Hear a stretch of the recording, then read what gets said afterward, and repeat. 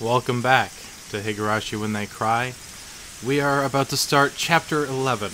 Or, no, Chapter 12. It's Chapter 12 now. As you saw with the last episode, it was extremely long and cut up into two parts. I'm not sure how long this episode will be or not. Unknown. I also have a strong feeling that this is the last chapter, and we're going to see how all this resolves. If you may remember, the last episode ended with a bunch of sorries, and Rena acting even more creepy and all of that stuff. So we'll see how, what is going to happen today.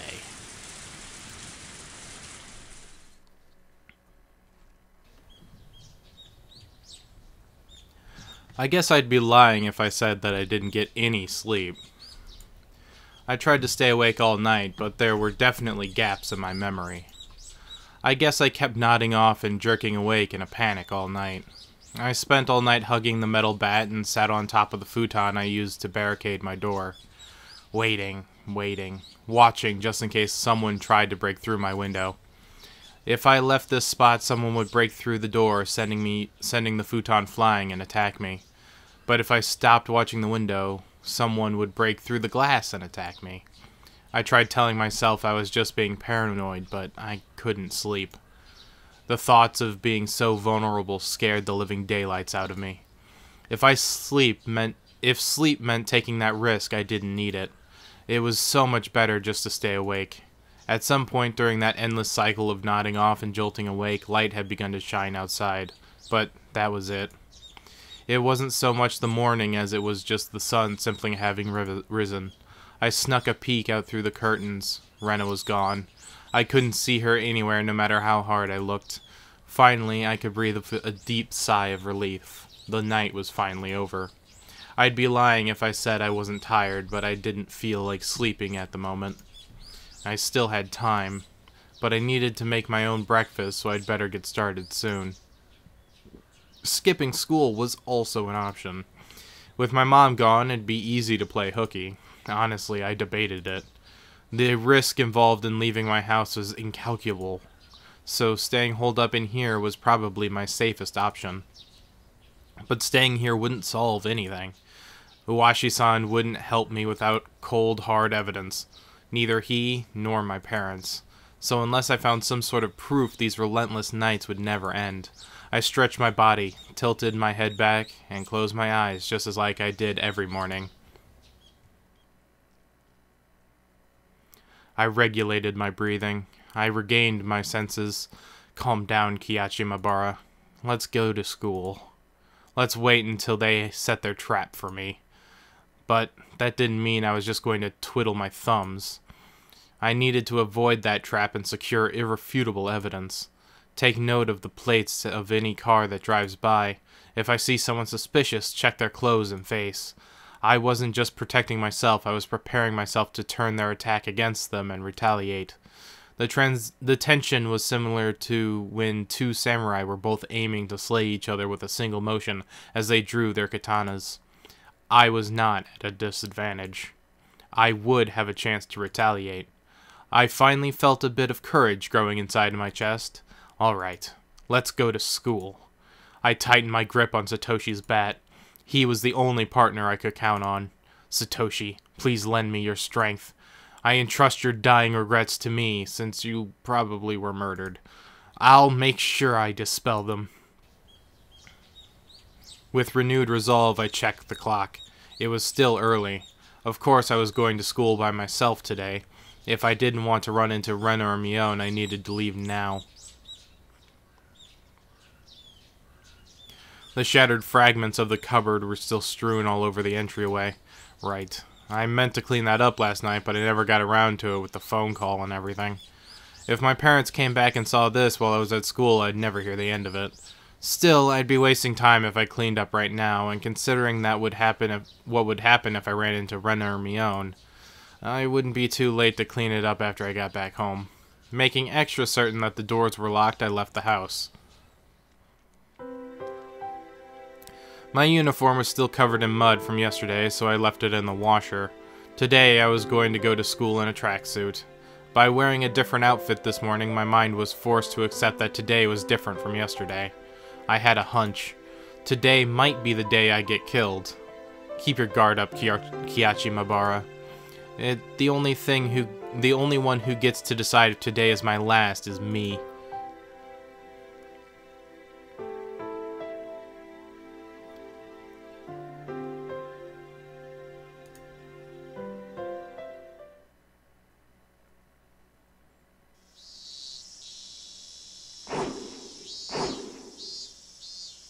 I spent the morning practicing my swing like it was my natural routine. After a while, Rena arrived at school. Our eyes met, but we said nothing.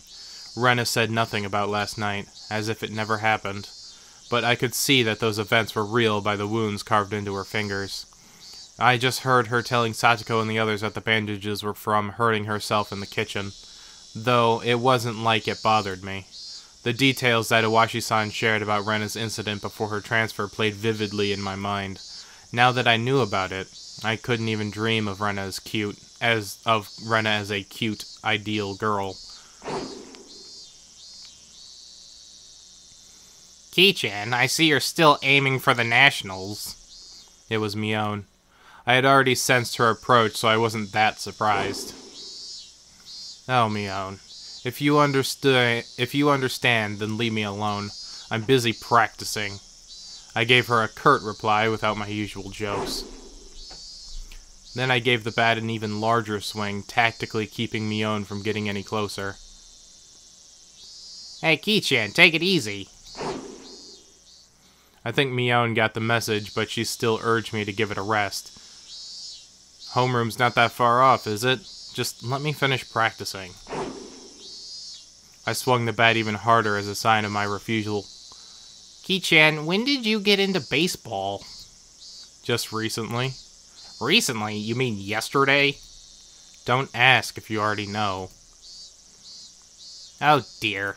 That's very unsportsmanlike reply. You're distracting me. Go away. I ignored Mion and kept swinging. Normally, she'd get mad or bored and leave if someone gave her the cold shoulder like this. But Mion just stood there, waiting patiently for me to stop swinging. I didn't sense any hostility. But we were at school, in plain view. I doubt she'd suddenly attack me here. Or was that too naive? Still, I was starting to get tired. Maybe it wouldn't be so bad to take a break and hear her out. You need me for something, right? What is it? Sweat poured from me as I stopped swinging. I noticed my shoulders were heaving as I breathed. I cursed my lack of exercise. At this rate, I might not be able to move as needed when the time came. I should probably keep practicing my swings to build stamina in addition to the excuse for carrying the bat around with me. Well, it's nothing important. If you're tired, I can ask again later? Now's fine. I'm only dealing with you right now because I judge the situation to be safe. Talking to you alone and away from the others? That's out of the question. Well, Mion was uncharacteristically trying to choose her words. But unlike Iwashi-san, it didn't look like she was going to talk about something I'd rather not hear. Mion was puzzled, trying to figure out the right thing to say. But then she gave a hearty laugh to break herself out of the mire. This old man's just no good at this stuff. Having a poor vocabulary hurts. What's with this all of a sudden? If you have something to say, just say it. Stop it. Stop that swinging. She cut straight to the point. Her request was frank. I didn't understand it for a moment. I had already stopped swinging to listen to her, hadn't I? I just stopped, didn't I? That's not what I meant. I want today to be the last day you swing that bat. I'm sorry. It just took me some time to understand what she was asking for. What's wrong with me swinging a bat? Why? It's none of your business, is it? And I'm not bothering anyone, am I? You are?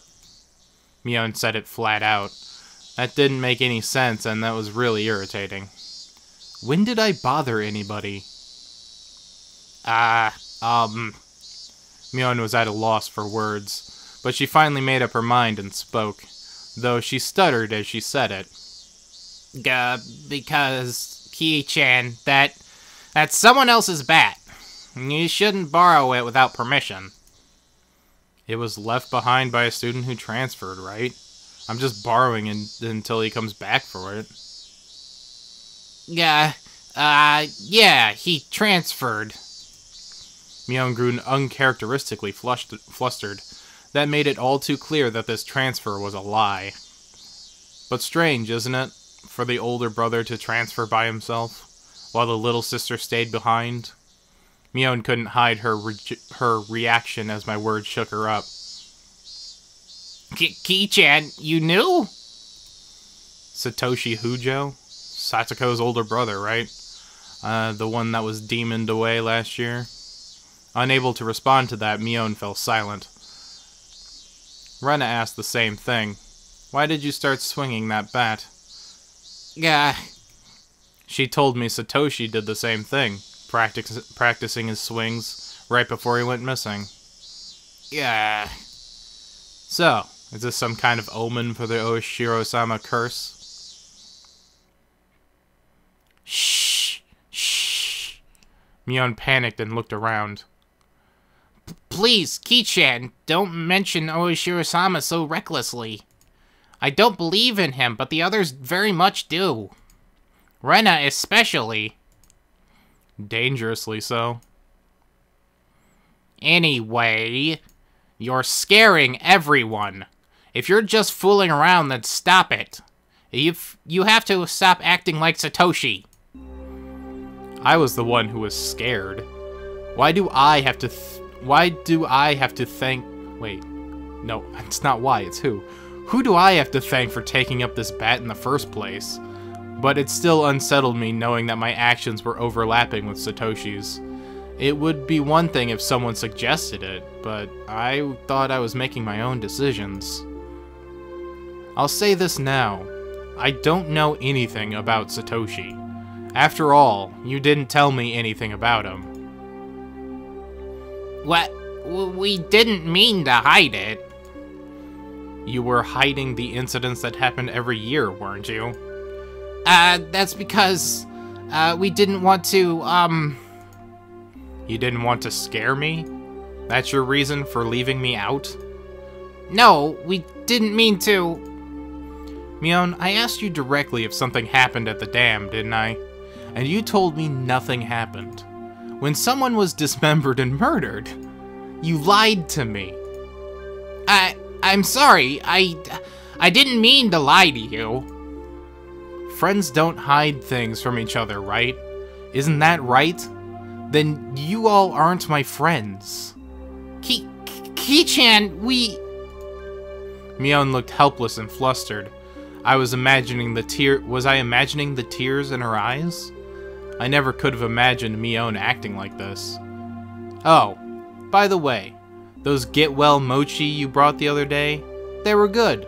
I thought I was going to bleed. Who did it? You or Rena? Me?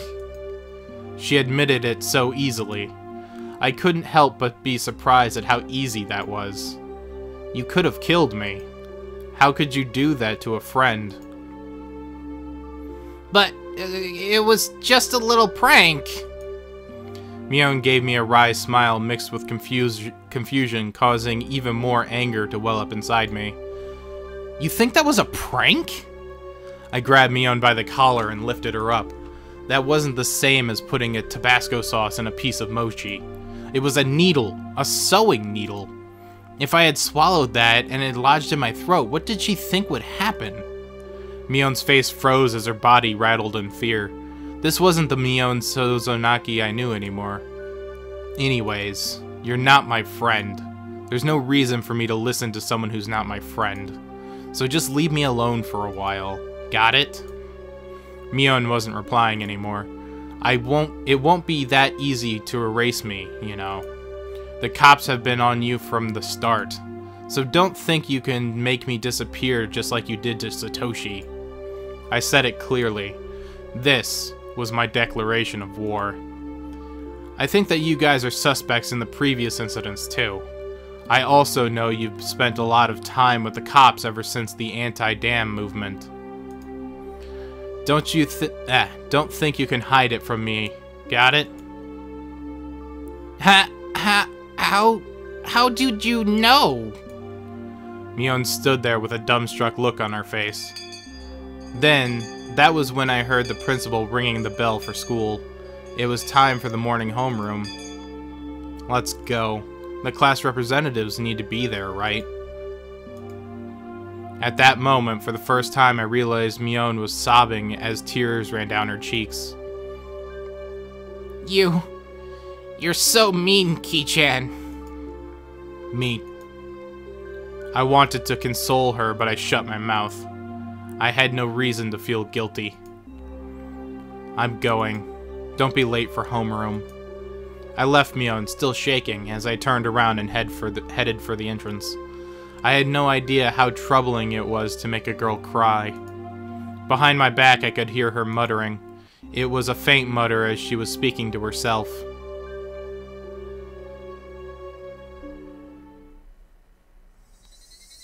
So that's how it is.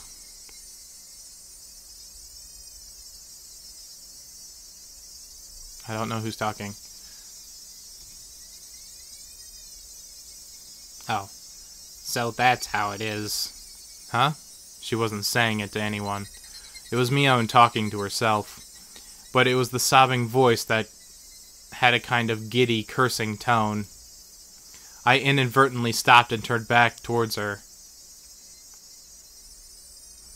So it was. That bastard. He leaked it all to Ki-chan. She balled up her fist as her tears continued to rain down. She glared at the spot on the ground with a terrifying yet smiling face, cursing. A chill ran down my spine from that demonic expression. This transformation, Mion's transformation, was different from Rena's. I should have killed him back then. He forgot the mercy I showed him just because he was going to retire this year.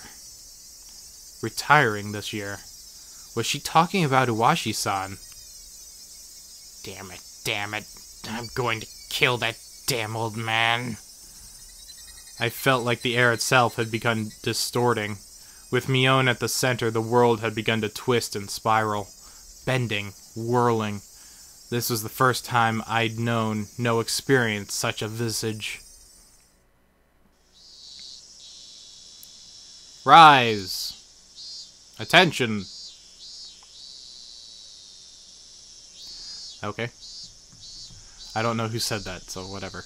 Mion made up an excuse for her red eyes by saying there was something wrong with her contacts. After that, neither Rena nor Mion spoke to me for the rest of the day. Neither Satoko nor Rika-chan looked me in the eye. Strangely, I didn't feel hurt. Everything had just went back to the way it was. The month since I transferred in had almost been too much fun. That was all. School was supposed to be something like this to begin with. I should have disliked that feeling, but today it felt oddly refreshing.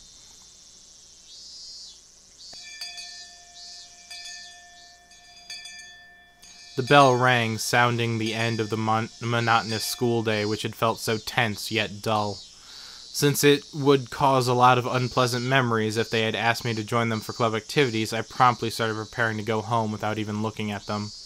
I stuffed the contents of my desk into my bag, wrapped my hand around Satoshi's now familiar bat, and began heading towards the entrance.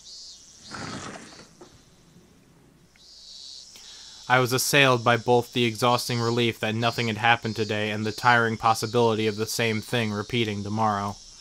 But deep down inside me, far beneath in the recesses of my heart, achingly I knew, this would be the last day of this cycle.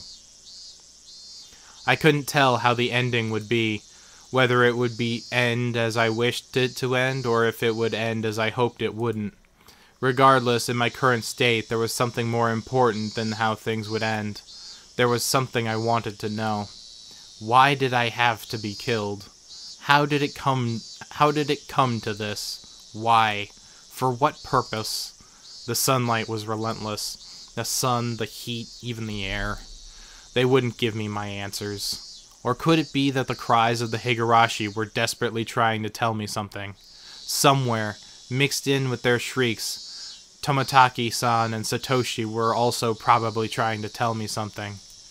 I simply haven't been able to realize it yet. When I do realize it, I wonder if I will be amongst the Higurashi fruitlessly crying to the next victim. Glancing down at my feet, I saw the Higurashi on its back, spasming weakly. Bwee, bwee, bwee. There was still so much of the summer left, yet this one was already chirping its last song. I couldn't tell what it was saying, no matter how hard I listened. But I had to try. I had to try and listen to what it was desperately trying to tell me. At that moment, the shrills of the Higurashi ceased all at once, as if they had been huddled together, fearing that the person who'd brought them to their dreadful fate had arrived. There was no mistaking it. A presence was approaching. The sound of footsteps was almost non-existent. If the Higurashi hadn't warned me by ending their chirping, I wouldn't have noticed. My exhaustion left me in a heartbeat? Okay, whatever. In its place was the rush of adrenaline that had sharpened all of my senses. I was just barely able to hold back that creeping, suffocating feeling of horror. It wasn't something I could hold back for long, but in the moment when I needed to be razor sharp, I was able to retain my composure.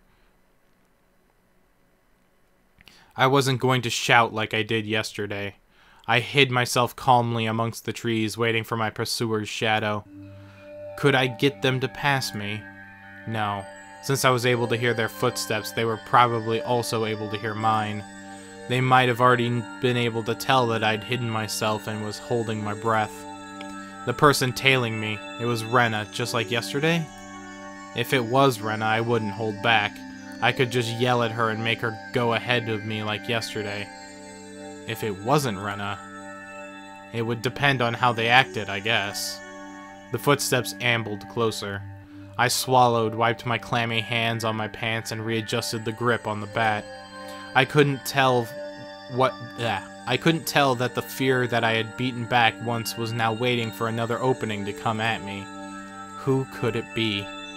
I peeked out from behind the tree at the person following me. My imagination hadn't led me astray. It was Rena. There was a bit of relief as I realized it was someone I knew, but that feeling left me in an instant. This wasn't the same Rena that I knew. Her eyes were dark and lifeless, but her mouth appeared as if it was carved into a crescent. Yes, it looked like she was grinning slightly. And in her right hand was an axe. I hid myself behind the tree once again and recalled the unbelievable sight I just saw. What was that just now? The embodiment of terror laid bare. Baseball, practicing my swing, there were tons of excuses for me carrying a bat. But for an axe? There was no excuse for that. An axe just like that. Kiachi-kun, are you playing hide-and-seek? I wonder. My heart was pounding. I heard hard enough that I had trouble breathing. What little composure I had been able to hold on to was now crushed. In its place, cold sweat gushed forth, covering my entire body, letting me know precisely what kind of emotion had taken hold. Not good, not good, not good. I wasn't able to hide myself completely. She already knew I was here. Were you trying to scare me? I wonder. I decided that it would be better to reveal myself now, since there was still space between us, than to allow Rena to come any closer. I adjusted my grip on the bat again, readied myself mentally, and stepped out from behind the tree.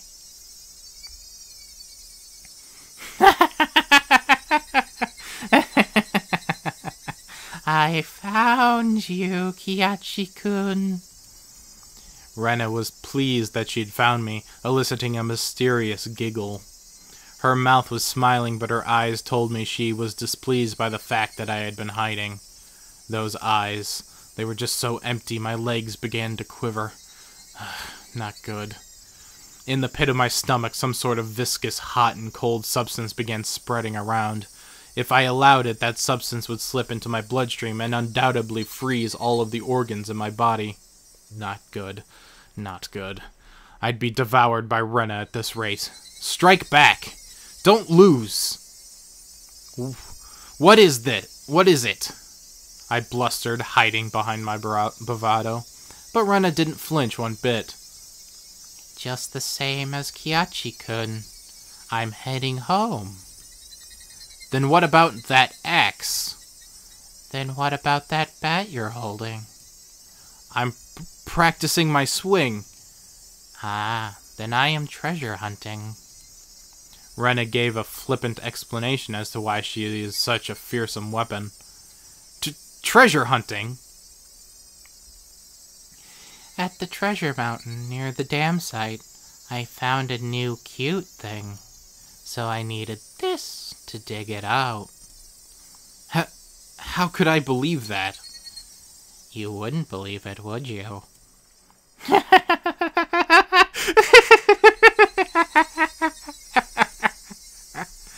Rena's laugh was obviously very strange. I'd seen Rena's transformation many times before, but the one today was completely different. Like her mischievous tone and the shrewd glint in her eyes, it wasn't something that roundabout. I'm not sure what to say, it was just so obvious. Wait, Kiachi-kun.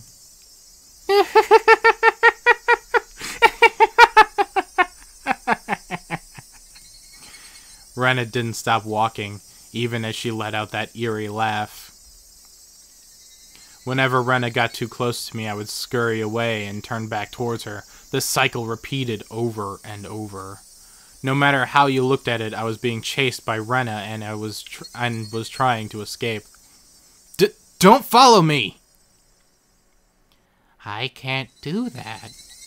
My house is this way, after all.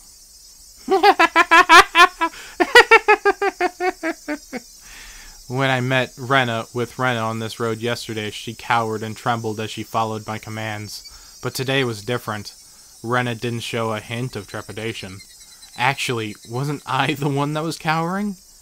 If the way home for Rena and me was the same, then fine, but I just changed my route. That wouldn't work out, would it? I messed up that sentence. I turned onto a side street I'd never been down and knew little about. But Rena saw me do this and followed me while laughing. Why? Why? Why aren't you going home? Then just go home, the street you normally do. Why would you follow me down this weird little side road? Those thoughts screamed in my head, eventually spilling out of my mouth. Oh, why are you following me? The tone of my voice was already tinged with terror. Because I want to talk to Kiachi-kun. Kiachi-kun wants to talk to Rena too, doesn't he? Doesn't he? I don't want to talk about anything with you. That's a lie, isn't it? There's something you want to ask me about, isn't there? Not at all. I have nothing to talk to you about. That's a lie, isn't it? That's not a lie. Lies! Rena's scream echoed, startling some nearby birds into flight. I cringed in fear. The only other thing I could do was increase my pace.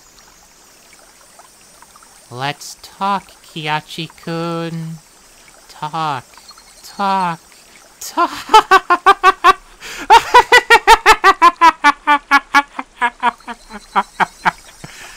Why was I running down this unfamiliar and deserted street? Doesn't Kiachi-kun have something he's worried about? Nothing at all. I'm not worried about anything. Lies! Even though I was running, even though Rena was walking, why wasn't I getting any further away? I know. I really do know. You're scared, aren't you, Kiachi-kun? I'm not scared. I'm not scared of anything. Lies!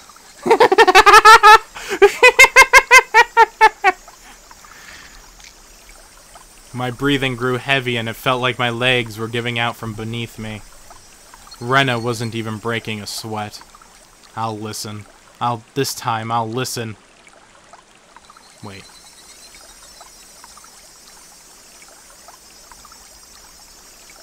Yeah, I'm sorry. I'll listen. This time I'll listen. Whatever. I had no idea what she was talking about or what exactly she wanted to do. This time I'll listen. It will be different from the time with Satoshi-kun. When she said Satoshi's name, I turned back for a moment. But even as I did that, Rena was still advancing. I couldn't afford to stop. Satoshi-kun was worried too.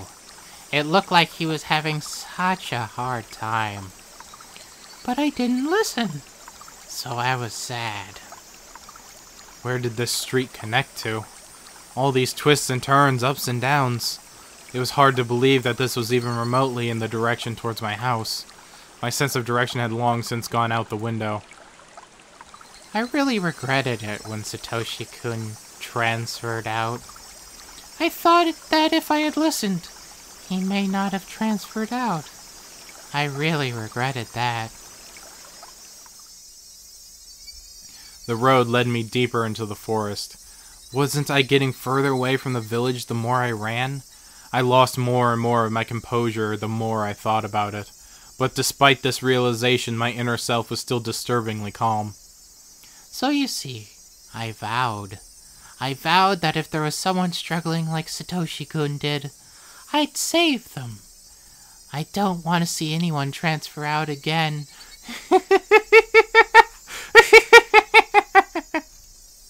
Damn it! What does transfer even mean? I won't let you transfer me. I won't end up the same as Satoshi. Come on, Kiachi-kun, talk to me. I'll be able to understand you, Kiachi-kun. I'm your ally. I started wheezing out of breath. My lungs were so hot that they felt like they were going to explode, and my heart was beating as hard as it possibly could. I should have practiced running instead of my swing. I couldn't even afford to scoff at that stupid thought. If Kiachi-kun doesn't have anything to worry about, he'll go back to normal. Everyone will go back to being friends, and we can enjoy club activities again. Next time we'll team up and beat Mi-chan.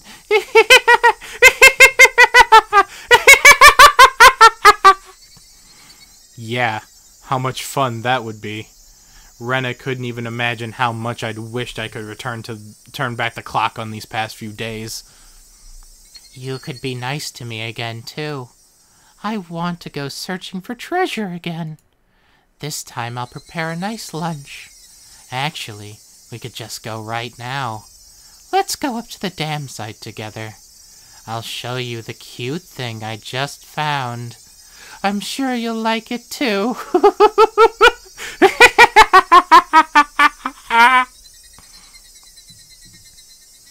My footsteps made pathetic flapping sounds as my legs wobbled and faltered. Hot on my heels, Rena's steps were sharply breaking twigs underfoot. I had to accept it. I was on the run, being chased by Rena.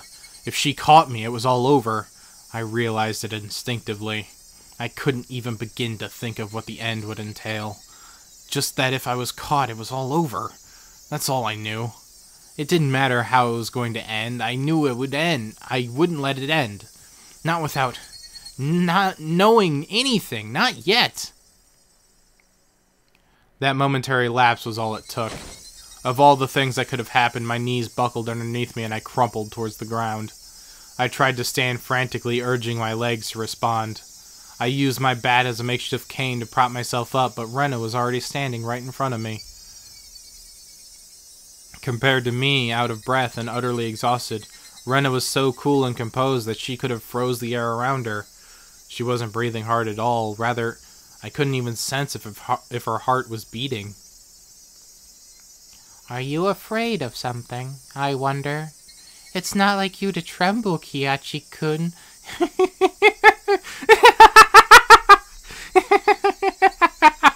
Her expression looked almost affectionate.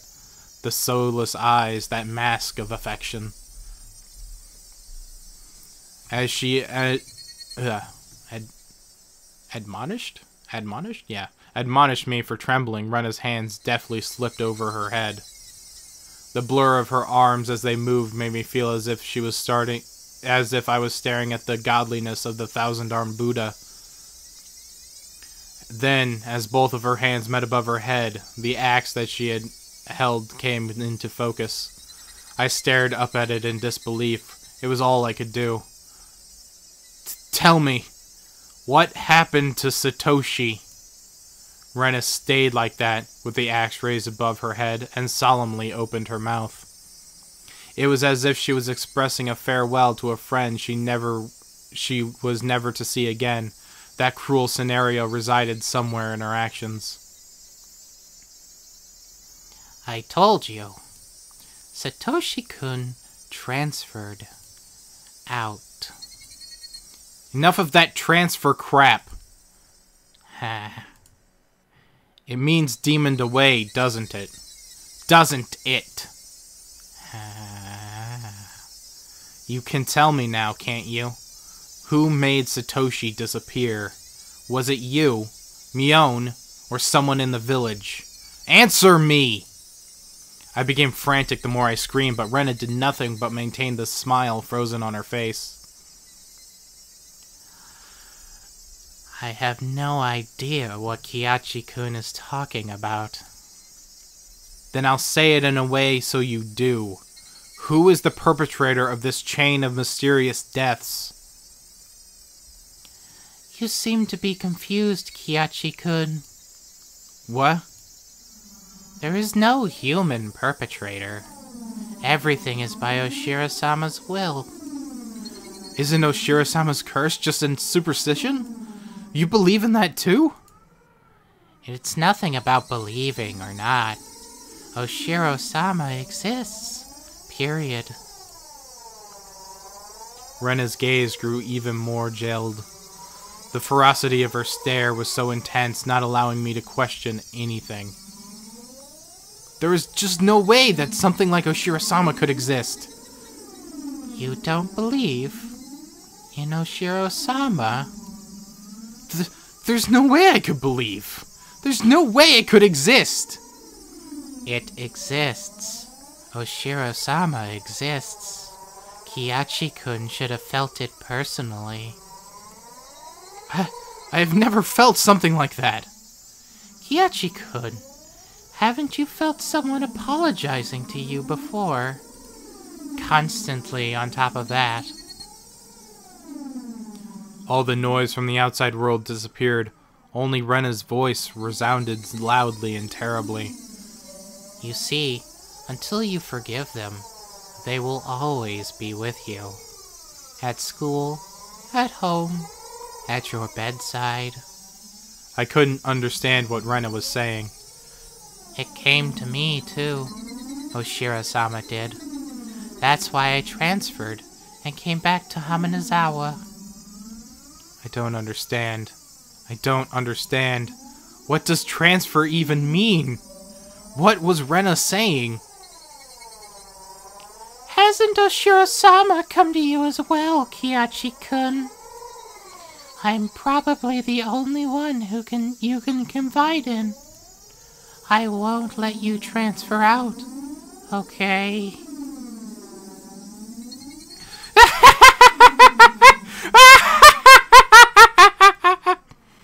Rena's demented laughter clanged around inside my head. Was Rena saying Oshiro-sama came to her as well? That's right. Last night I heard about that when I asked about Rena.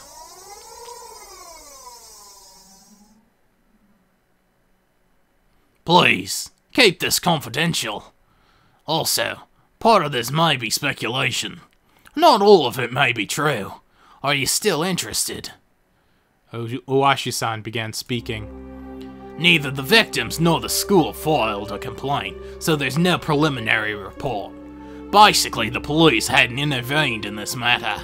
So, all of these details are just what I heard from those involved, meaning it's not that credible. You said there were victims. Didn't Rena just break all the windows? No, Rena Ryugu had attacked 3 boys, using a metal bat. 2 of them made it out with only bruises. The other had been injured so badly that one of his eyes was permanently damaged. Wouldn't that be considered assault? Shouldn't the police have arrested her? For whatever reason, the victim never pressed charges. There was no report to the police, so... They were just beaten with a bat and suffered significant injuries. Normally, there would be a criminal investigation. But why? Why didn't they press charges? I tried asking the 3 male victims for their side of the story, but they were all reluctant. It's hard to say, but they were all afraid. Even after she transferred schools. Iwashi-san, could you summarize it starting from the beginning? Rena hit people while she broke the windows. Or was it she started breaking the windows after she got bored of hitting people? They sounded similar, but the meanings were 2 drastically different things. On an undisclosed date, Rena Ryugu was conversing with 3 male students, close friends of her, near the pool storage shed. Who were those 3? I can't reveal their names, but they were close to Rena Ryugu, and it seems like they were a group of friends. She was the lone girl in their group. So it wasn't that strange that 4 of them were together. So what happened? I don't know the reason why. She took the baseball team's bat that was in the pool storage shed and beat the 3 of them down, one after the other. What? There were no witnesses? This was an account pieced together by the information given at the time of the incident? One day, after school, Rena and 3 male students were at the pool storage shed talking together. They weren't seeking help, rather they usually met up there. It appears it became a heated discussion. At the time, Rena underwent a change. The change was so abrupt that the 3 of them didn't comprehend what was happening. Then, taking a metal bat, she attacked her friends one after the other. Leaving her friends covered in blood with gashes on their heads, she made her way towards the school building.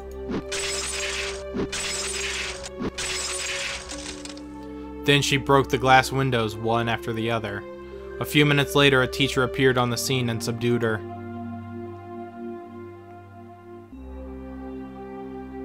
What was this change Rena underwent? What matches up in the statements from the 3 was a sudden change. That point was a transformation. Transformation? I also could recall Rena's transformation. I'd seen that change many times before. It was so different from the usual Rena that I couldn't help but believe it was someone else who looked like Rena. That transformation they're talking about, had it happened before?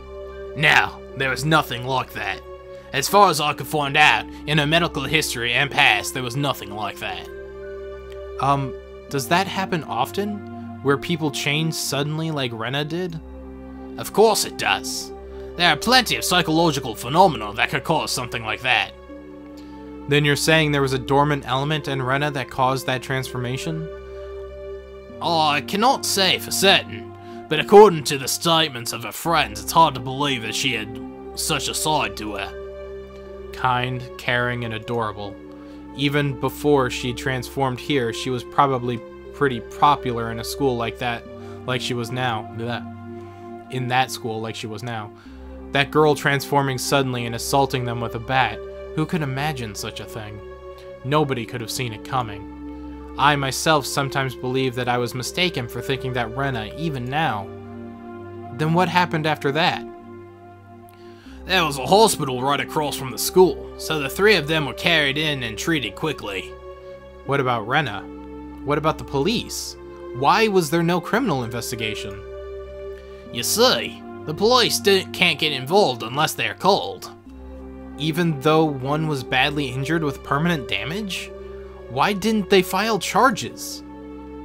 That's what caught my attention as well. Either some threat or pressure was placed on them, or they had a reason they couldn't file charges even if they wanted to. We're talking about you, after all. Of course you looked into it, didn't you? Well, yeah, but I told you at the beginning, didn't I? That the victims were all very reluctant to talk. They didn't want to touch the matter, or rather, they didn't want it to be involved. Reluctant to talk. Didn't want to touch it. Didn't want to be involved. It resembles the villagers here in Oshiro-sama's curse.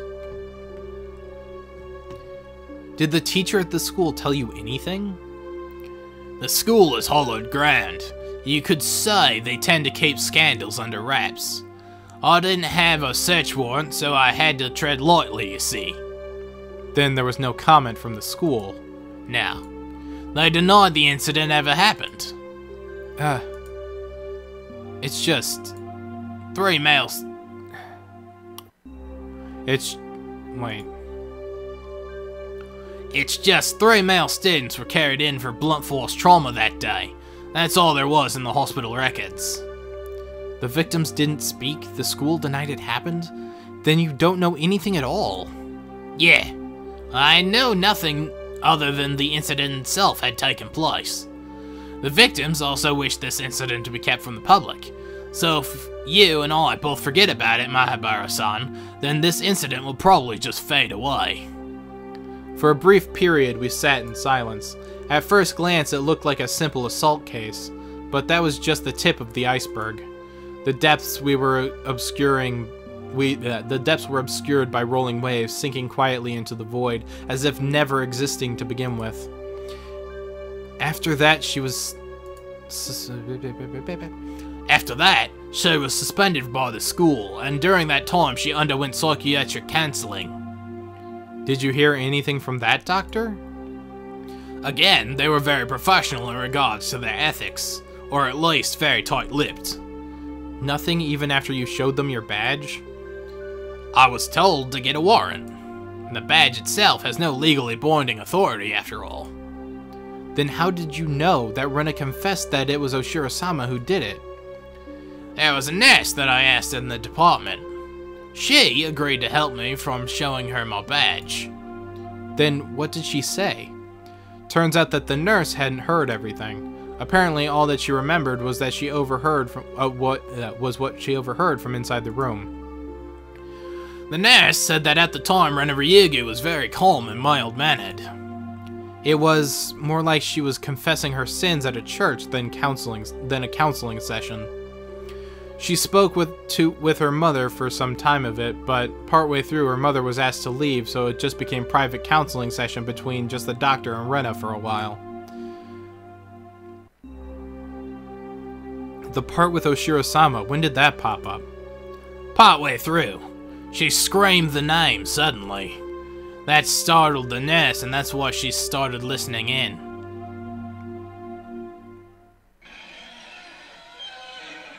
It was Oshiro-sama!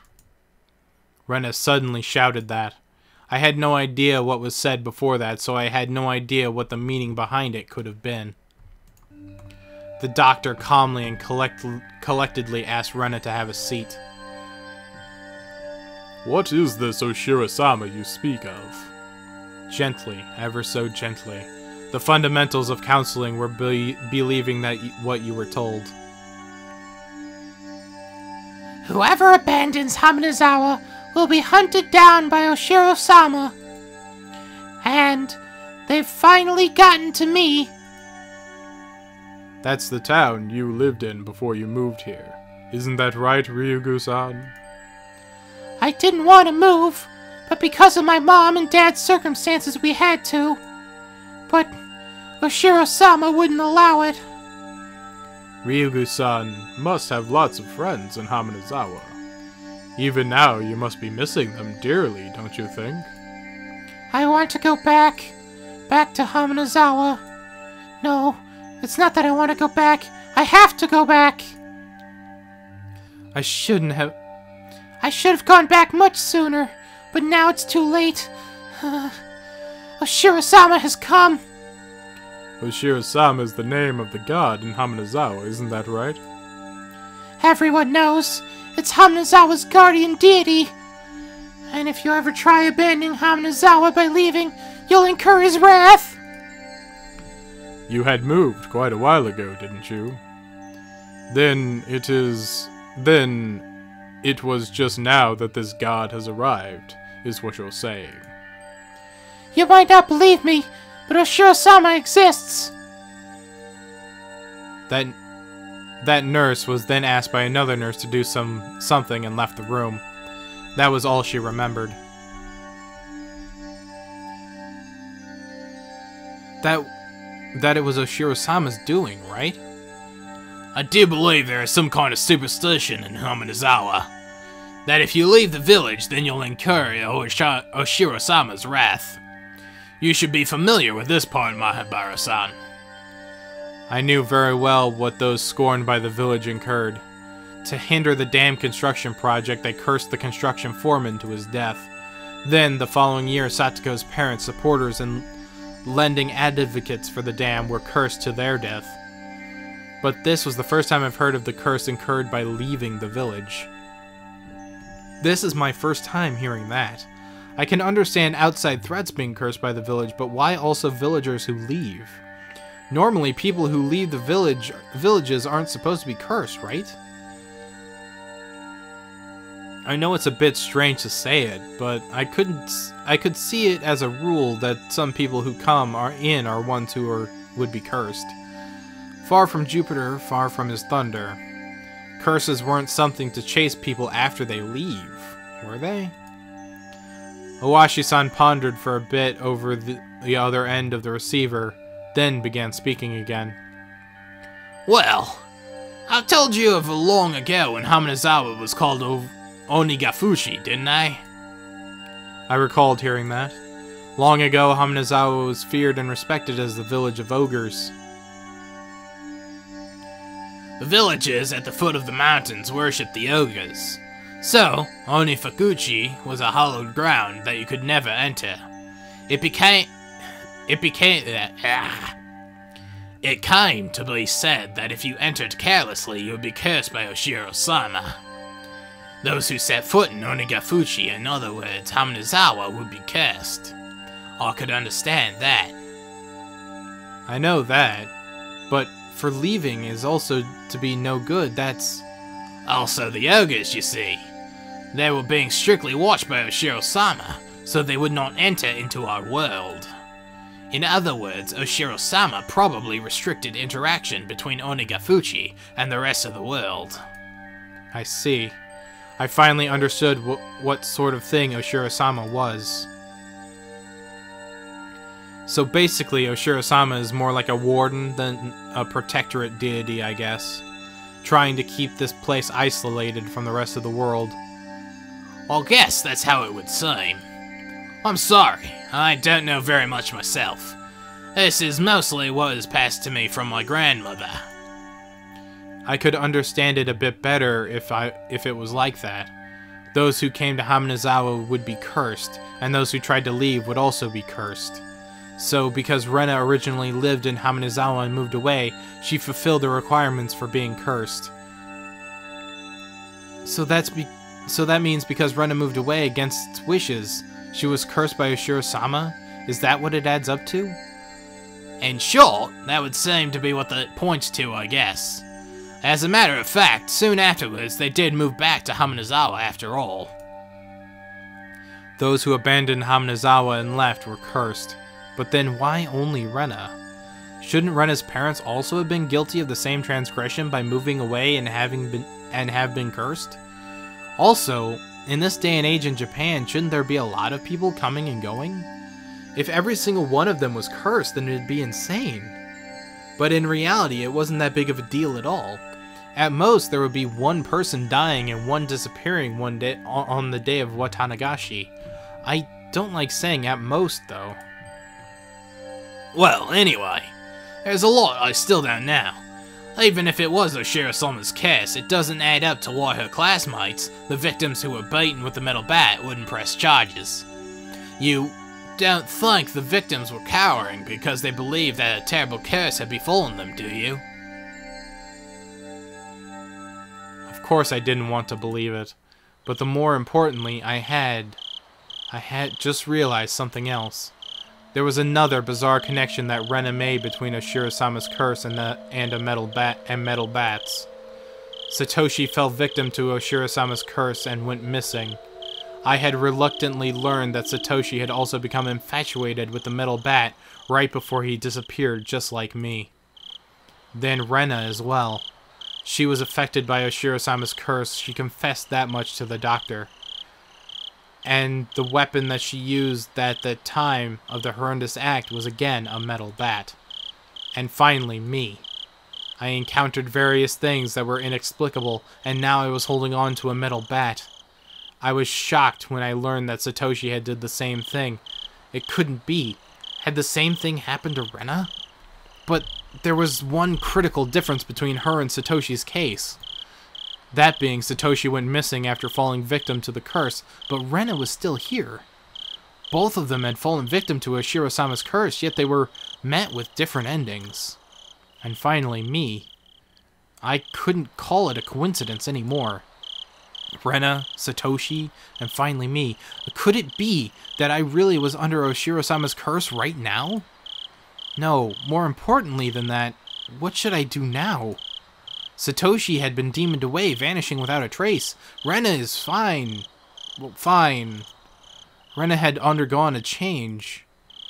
I couldn't only believe that there was something that wasn't Rena residing within her. I could only believe, yes. And here, right now, it was standing before me.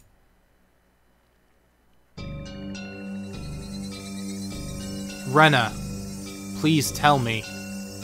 What will happen to me?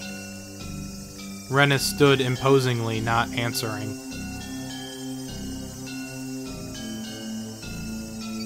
Satoshi disappeared, but Rena didn't disappear. So, what will happen to me?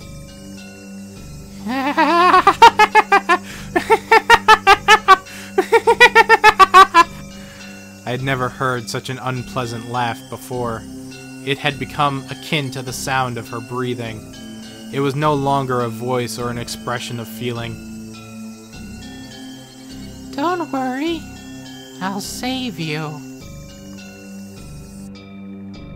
Rena took one step forward, still holding the axe high above her head. Now then. One step closer, Rena's face spread out to fill my vision. Speak. One step closer. Rena's nose was close enough to touch mine, and still was pushing closer. There is something you want to say, isn't there? I'll listen. I'll save you, okay? Speak, okay? Speak, okay? I slumped down, landing squarely on my butt. It wasn't for some pathetic reason. It was all I could do to get as far away from Rena.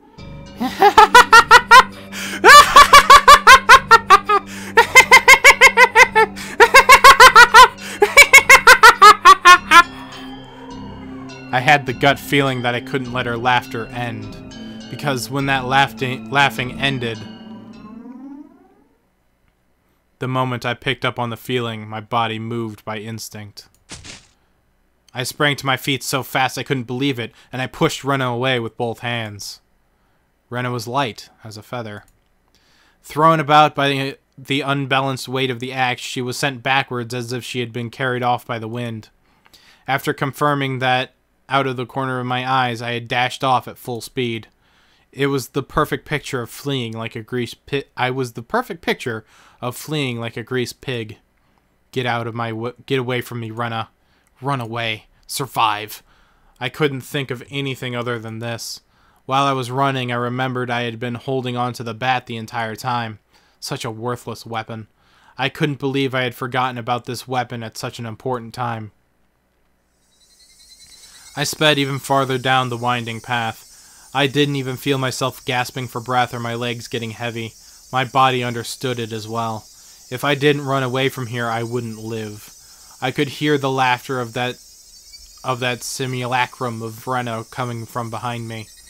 It rang through the trees and in my head and slowly chiseled away at my sanity. The grove of trees thinned out, my field of vision suddenly expanding. Where was this? For a moment I was bewildered by the scenery. I felt I knew, but I couldn't quite remember. I quickly realized it was the dam site. The fact that I had dashed madly and ended up in a place like this gave me a bad feeling, like I was following someone's scripted plot. I had a good view of my surroundings, but I didn't see a single soul here. This was a terrible spot for someone on the run, but there was no better place for an attacker. My heart was already on the verge of bursting. The muscles in my legs were screaming, but I didn't care. If I'd stopped here, then they might not even be able to scream for very much longer. Even still, I glanced back looking for an excuse to rest. Rena wasn't there. Instead, I saw 2 villagers walking around. I breathed a sigh of relief that it wasn't Rena, but a third party. Except the voice inside me rang a bell of alarm once again. The villagers walking around weren't suspicious in and of themselves, but it bothered me. They both wore rough-looking clothes. Empty-handed, they definitely gave the impression that they were just out for a walk. But, at this time of day, 2 adults wandering around without a purpose, it was enough to raise questions. But more than anything else, those eyes. They weren't chit-chatting while walking, they were both silent, heading forward, looking in my direction. Was I at the end of my rope and had finally started imagining things? I should run away. It was probably the best choice. If they weren't involved, I'd lose them easily by running. If they were a part of the group after me, then they would come running after me. Either way, unless I hurried up, Rena would catch up to me. That's right, I was going to run. Deciding at that moment, I began to turn my tail. Both of them rushed towards me as if they knew exactly what I was thinking. Somewhere inside me, I had jumped into the conclusion that Rena was the only thing I needed to be afraid of. I made the assumption that I didn't need to fear anything else. But right now I realized just how blatantly wrong I was. Suddenly, the story of Iwashi-san told me about the demons all living in the village to hunt the prey floated through the back of my mind. I could tell they were both coming after me without ever turning around because of their frenetic footsteps. It was frightening being unable to shake Rena off as she slowly chased me, but this didn't even compare. Being pursued with such violent ferocity, this straightforward horror was unparalleled. One of the pursuers' arms grazed my shoulder. Now, it wasn't just their frenzied footsteps, but there were also a distinct sound of their breathing that I could hear. No, I could practically feel them breathing on me. They were already right behind me. Calm down, Kiyachimabara. Still running at full tilt, I felt the surrounding area go still. No, it felt like time itself had stopped. I turned my head to look back slightly at the frozen world, realizing how close my pursuers had gotten to me. I couldn't win against the legs of an adult. In less than the time it would take to blink twice, when this frozen time began moving again, they'd be right on top of me. On top of me, and then... Don't think about it, Kiachi. First, realize that you won't be able to shake them off like this. If the fact that you can't get away was a given, then you need to make a decision. Go with the right leg or go with the left. You just need to decide which one. Let's go with the left. The moment I decided that, the temporal singularity burst into pieces. Right, left. I swung the bat in a wild arc with my right arm until, using the inertia, I had stopped suddenly and spun. What? The 2 of them were clearly startled. Momentarily losing sight of me, both of their outstretched arms ready to grab me instead grasped at an empty space. The man on the right, I appalled him for being able to figure it out, spun around on the spot I shouldn't have been. Spun around to the spot I shouldn't have been and faced me in astonishment. But it was too late. I didn't even need to swing my bat. All I needed was to extend my arms as I turned around. It was by no means a heavy blow, but it seems like it had enough power behind it to knock him off his feet. But just knocking him down wasn't enough to scare him away. He got back up in no time. Both of them took a fighting stance and were ready to face me. This made me certain that they weren't just two people out for a walk, they were clearly after me. It felt much easier than dealing with Rena. Just by not recognizing their faces, by not knowing them, made things easier. I smiled wryly on the inside. What do you want with me? Next one is going to go be right in your face, you bastard. It's fine if it was just a bluff, but barking out at them, I was able to fire myself up. They didn't respond. They spread out to either side of me with unbelievably calm expressions on their faces. One of them would grab onto the bat and the other would hold me down. Was that their plan? Taking on both of them at once would be impossible. Hot sweat poured from every pore on my body. Then I'd just have to settle it with the first move. I'd step in and strike the first one down. Narrowing my target down to the man on the right who had already been knocked down before, I stepped in and swung with all my might. There was no way for an unarmed person to guard against it, and it would cause immense damage. If they blocked it with their arm, their bone would snap like a twig. If they turned their back to it, then it was possible the blow would travel all the way to their vital organs. It looked like he was aware of this.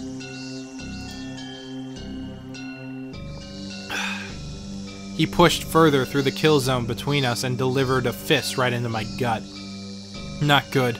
With this distance in the position, in this position, and in this state, there was no way for me to dodge it.